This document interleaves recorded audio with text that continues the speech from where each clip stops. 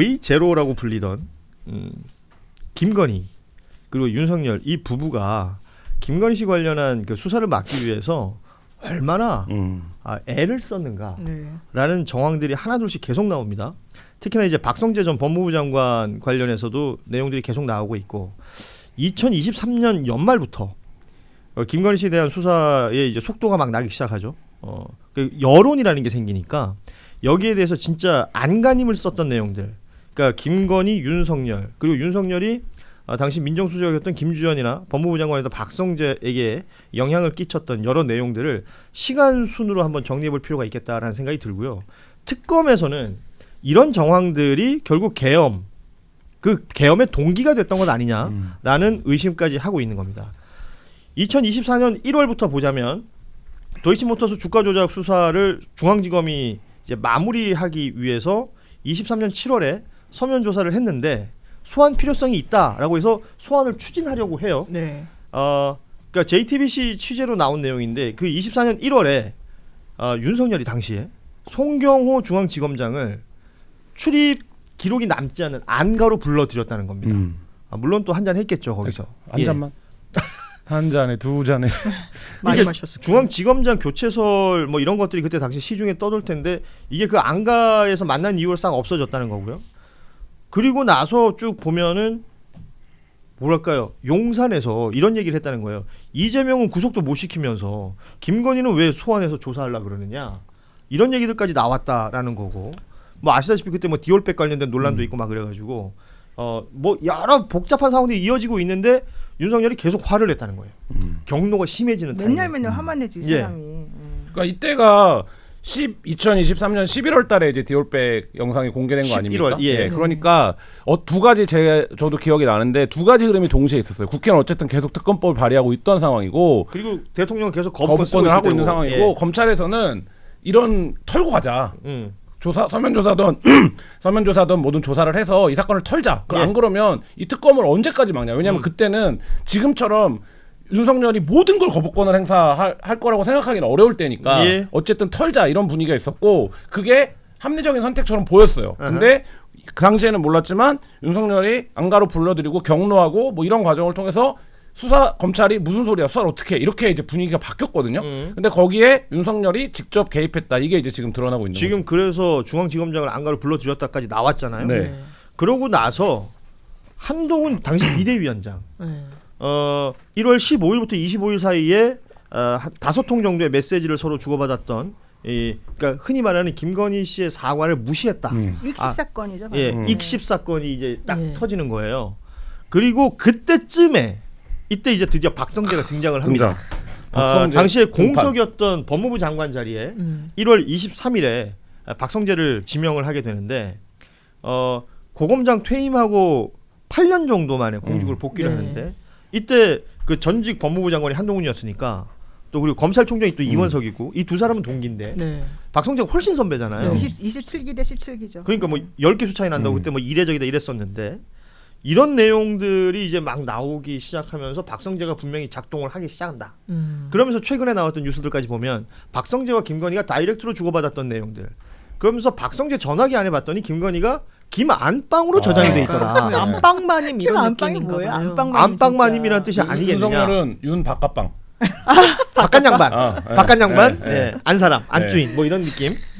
아무튼 김안방으로 저장이 돼 있었고, 이렇게 되면 박성재는 법무부 장관에 취임한 이유가 이런 내용들 처리하려고 들어왔던 거 아닐까? 완전히 그래 보이는 거죠. 예. 김건희와 다이렉트로 어떻게 합니까? 연락처 알기도 힘든 자리인데요. 김건희 연락처를 안다는 것도 이상한데 저장까지 김안방이라고 해놓고 바로 대단히 전문적인 막 이런 분석한 거를 김건희가 보내고, 왜 김명수 수사하지 않냐라고 하면 김명수 수사가 박성재를 통해 가지고 막 차자작 이뤄지고, 이런 부분과 관련해서 그럼 박성재라는 이 나사는 왜 그 절묘한 시점에 법무부 장관으로 갈 수밖에 없었을 것인가? 그 입김은 누가 불어넣었을 것인가? 혹시 V0 김건희 아닌가? 이게 퍼즐이 좀 맞춰지고 가고 있는 그런 과정. 그러니까 이게 2024년 1월 5일부터 15일 사이가 사실은 한동훈에 대한 그 분노가 극대화되던 타임이고, 익십 사건이 터졌을 때. 말이 앙뚜아네트 사건이 터졌던 타임이고, 그러네. 그리고 얼마 안 있다가 박성재가 법무부 장관에 임명이 되는데 한동훈을 죽이기 위해서 사실은 박성재를 끌어들인 사건이었잖아요. 그럼 박성재는 임무가 정확히 정해져 있는 거예요. 한동훈 밀어내라. 사실은 이제 요 특명을 받고 들어왔기 때문에 안방마님의 그 지시를 성실하게 따르기 위해서 박성재가 실제 옷 벗고 나서 8년 정도 되잖아요. 그렇죠. 그러면 끝발이 다 떨어져가지고 사실은 이 사람이 어디를 가야 되나 어떻게 해야 되나 이게 고민하는 그런 타임이라서 정말 이 영혼의 동아줄이 이렇게 딱 위에서 내려온 것 같은 느낌을 가졌을 거란 말이에요. 그럼 이 사람은 무조건 충성할 수밖에 없어요. 그러니까 박성재라는 사람은 오로지 이 안방마님을 위해서 생존하는 사람으로서 그 자리에 왔기 때문에 실질적으로 이 사람이 무엇을 할 것인가는 너무 뻔하고 완전히 무슨 꼭두각시처럼 김건희가 조종할 수밖에 없는 상황이었다. 이게 너무 분명한 겁니다. 보통 보면 그 김한빵이라는 그 너무 이상하잖아 이름이. 거기서 나는 유추된 게 많은 것 같아. 예. 우리 흔히 이게 지금 김건희 관련된 대통령실 얘기를 하다 보면 옛날 그 궁중 암투 있었던 사극 있잖아요. 완전 그렇죠. 그런 내용처럼 보이고 뭐 예를 들어서 안방마님이라고 치면 안방마님 주변에 분명히 돌쇠들이 있습니다. 마당쇠 돌쇠. 마당쇠, 돌쇠, 뭐 마님 꺽쇠. 제가 여기 있습니다. 지금 이제 박성재가 그런 역할을 했을 것이다라고 보는 게 그 며칠 동안 계속 뉴스 나왔던 게 그 5월에 있었던 김건희와 박성재가 서로 주고받았던 메시지, 문자. 텔레. 예. 근데 요 타이밍 때마다 윤석열도 박성재하고 제법 긴 시간에 통화를 합니다. 맞습니다. 그리고 5월달에 1월달에 박성재를 등판시키고 그걸로 모자라서 말씀하신 그 문자가 있었던 5월달에 누구를 등판시키는 겁니까? 김주현 민정수석을 등판시키죠. 그러니까 이게 그 우리가 농담으로 그 삼청동 로펌 안가 로펌이라고 부르지만 이 로펌의 멤버들이 실제로 이것 때문에 투입이 된 거예요.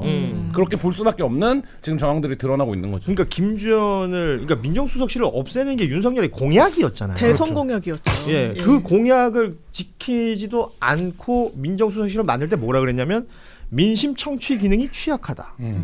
이 밑도 끝도 없는 이유를 갖다 대서 민정수석실을 만들면서 그거를 이제 번안해서 읽으면 동훈이가 우리 말을 안 들어요. 그렇지. 네. 아니 그리고 저는 이 텔레그램과 관련해서 찌라시를 보낸 시간이 정말 중요하다고 보는데요. 그게 5월 15일인가 16일인가 새벽 4시에 보내요. 그렇습니다. 김건희가 너무 새벽 무리한 4시에 보내고 윤석열 폰에서 똑같은 찌라시가 그날 아침 8시에 보내져요. 8시는 윤석열이 안 일어났을 때잖아요. 그럼 우리가 그때 윤석열이 자백했던 것과 마찬가지로 그러니까 윤석열이 그랬었잖아요. 아니 자꾸 돌아보면 내 만들어가 이거 뭐 하고 내 있더라. 전화기로 막 뭘 해요. 그러니까 김건희가 내가 이렇게 얘기를 해. 미쳤냐? 잠안 자고 뭐 하냐? 내가 봤을 때는 김건희가 새벽 4시에 이 텔레를 이 찌라시를 보냈는데 박성재가 자느라고 여기는 답이 없는 거야. 4시엔 자지 보통. 그러니까 이 사람이 열받아가지고 자기가 또 보낼 수는 대통령 걸로 다시 없으니까 자기 보냈다. 남편 걸 꺼내가지고 야 남편 걸로 보내면 너 가만히 있을 거야? 똑같은 걸 또 보낸 거예요. 그러면 예. 사실 그 이후에 뭐가 있을 것이냐? 박성재가 김건희에게 김안방마님에게 전화한 통화 내역이 있을 거예요. 자, 그러면 이 김건희라는 김한빵 씨를 방탄을 위해서 대통령 안방에서 자요, 문간방에서 자요. 저요? 어젠 거실에서 잤어요. 나 이런 것까지 고백해야 돼? 고 거실. 저는 김문간. 문간이야. 약간 방이 그래도 2개는 되는군요. 네, 한 칸인 줄 아셨구나. 원룸인 줄 아셨구나. 그래서 혼자 사는구나. 아니 방이 지금 혼자 쓸 수 있는 방이 여분의 방이 있다는 거 아니에요. 예. 그 문간은 대부분 창고처럼 쓰잖아요.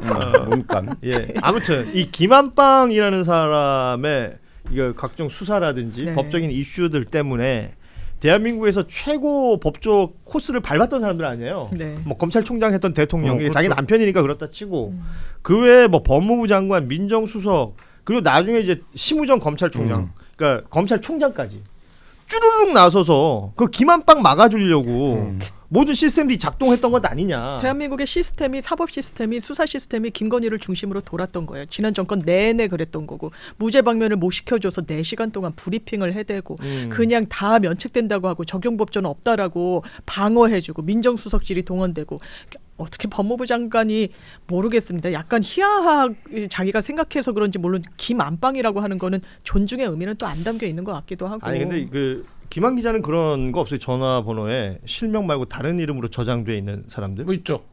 네, 뭐 친한 친구거나 어허. 뭐 별명으로 있거나. 내 거는 원래 돼 있어요. 노영이라고 돼 있죠.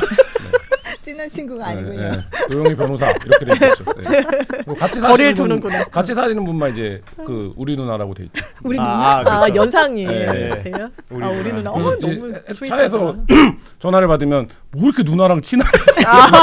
우리 누나. 친구한테 전화 네. 받고. 예. 남동생들은 자기 친누나한테 우리 누나라고 하지 하지 않습니까? 않죠. 그렇죠. 그렇지. 예. 뭐 이것저것 이렇게. 네, 하니까. 뭐라고요? 아침에도 얘기했는데 저희 집에 사는 이제 초등학교 3학년이 막 친구들을 애를 자기 집에 사는 이라는 그 얘기하는 거야? 뭐 예를 들면 뭐 있지끼리 이런 식으로 저장해놔요. 그게 뭐예요? 그냥 그렇게 해놓는 거예요. 우리는 봐도 초등학생이니까. 모르는 단어들. 그러니까 제 생각에 제 생각에는 엄마 아빠가 누군지 모르게 하려고 그러는 것 같은데 그러면 전화가 와요. 그러면 야 있지끼리 전화 왔다 이렇게 말해야 되거든요.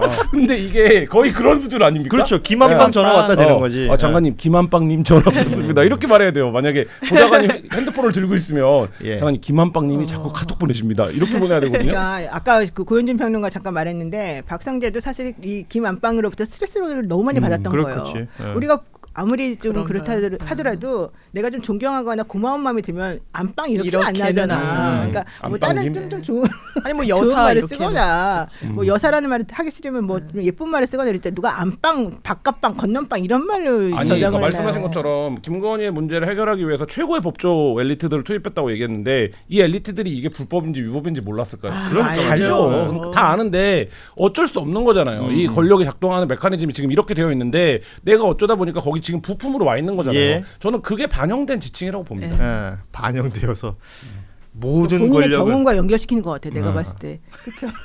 아니요, 저는 뭐 아닙니까? 네. 그러니까 모든 권력은 지금 안방에서 나온 거예요. 이렇게 그러니까요. 보면 예.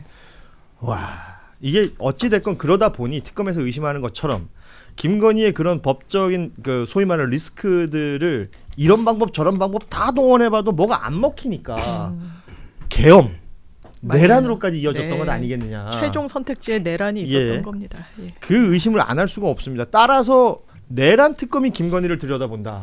그러니까 그동안은 김건희 특검이 들여다봤었는데 그랬죠. 이렇게 연결되고 있는 지점들에 대해서 중요하게 좀 볼 필요가 근데 있겠다. 5월달에 김건희가 진짜 바빴어요. 이 5월 16일날 그 캄보디아 총리 부부하고 맞아요. 만나기 예. 바로 직전까지도 공식 석상에 안 나왔었죠. 네, 안 나온 예. 153일 동안 때문에. 안 나오면서 자기는 여기에다가 박성재 임명시키고 그다음에 김주현, 김주현 나중에 예. 임명시키고 그냥 송경호 불러가지고 뭐 좀 혼 좀 내주고 말 안 들으니까 이원석이랑 둘이서 절로 가라 그러고 또 쫓아내고 그리고 송경호 중앙지검장은 사실은 보이지 않는 손으로 그림을 되게 잘 그리는 사람으로 기획통으로 알려져 있어요. 이 검찰에서. 그래서 사람이- 그 황제 출장 뭐 이런 네, 것들. 그다음에 예. 이제 쫓겨나가지고 사실은 나중에 이제 좀 엉망이 됐지만 현실적으로는 이 사람들 사실은 너무 징글징글 해가지고 아마 이현석하고 둘이서 반기를 좀 들었을 거예요.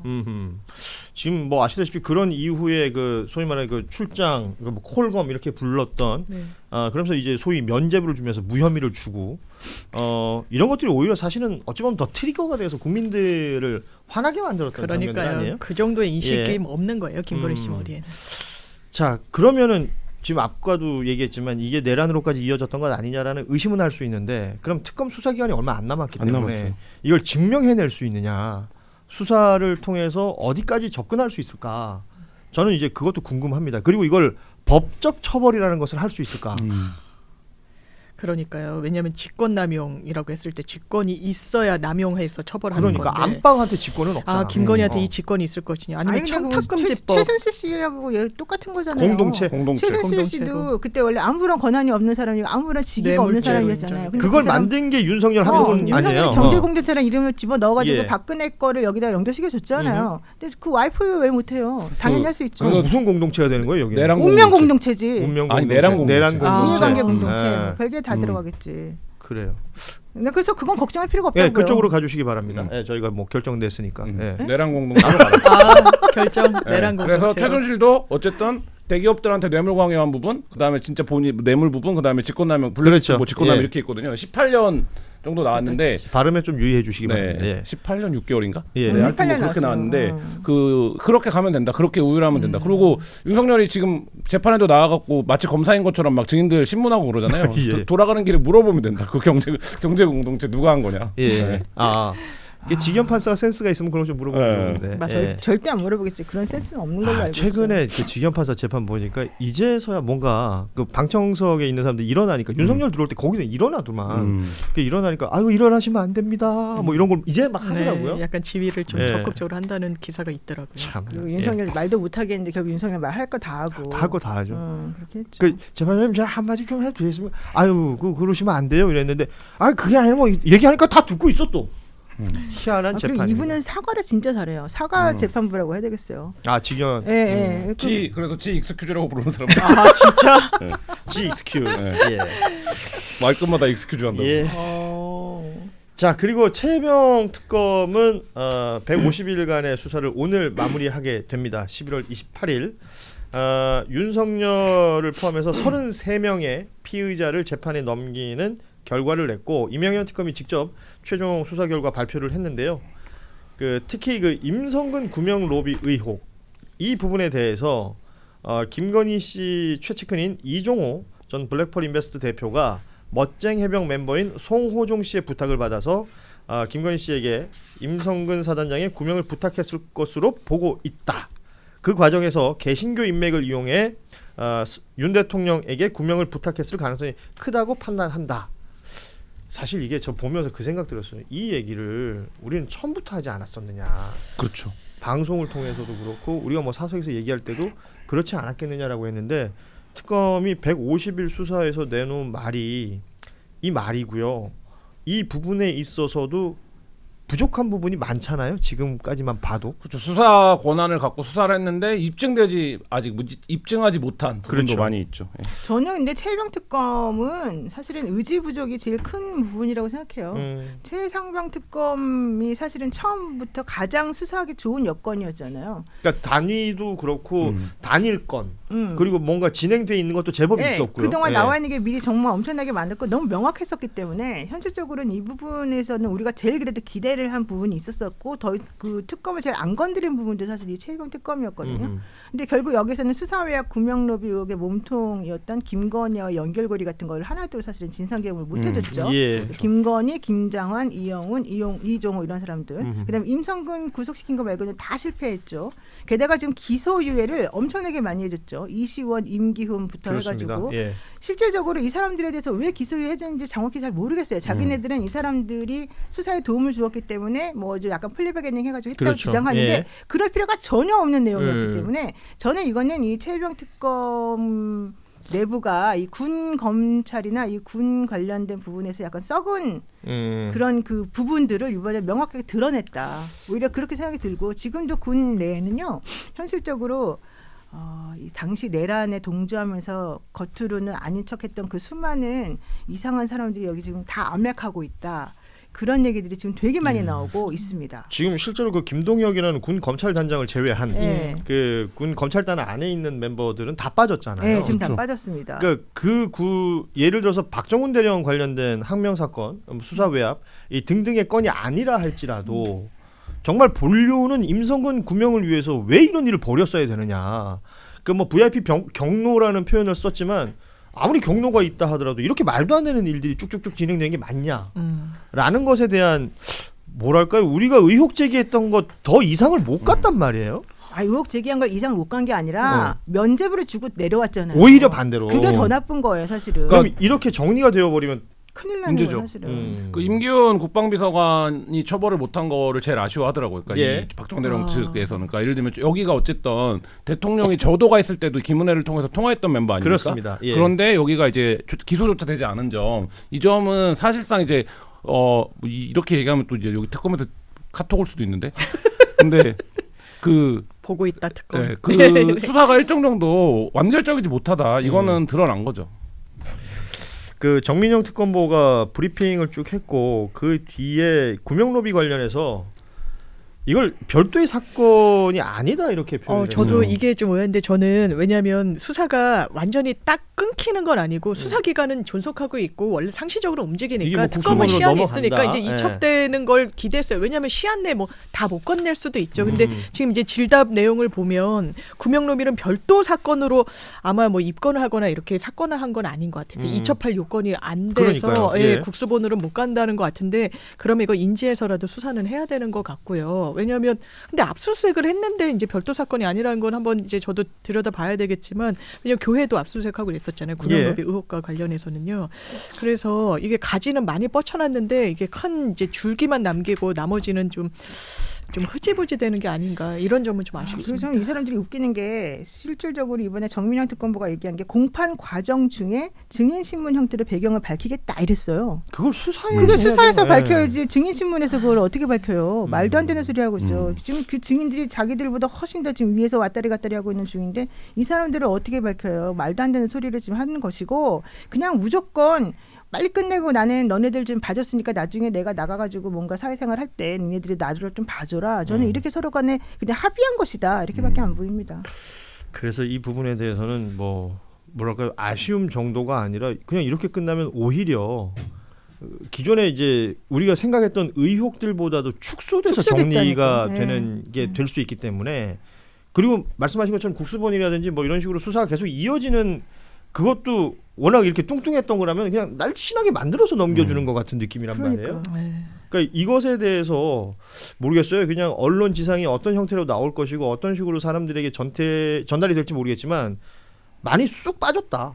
핵심 알맹이들이 이 얘기는 반드시 해야 될 것 같습니다. 그리고 특검이라는 것이 성과를 못 냈을 때 그럼 그 또 후속 조치는 또 어떻게 할 것이냐. 이것도 우리에게는 숙제가 될 수 있을 것 맞습니다. 같습니다. 예.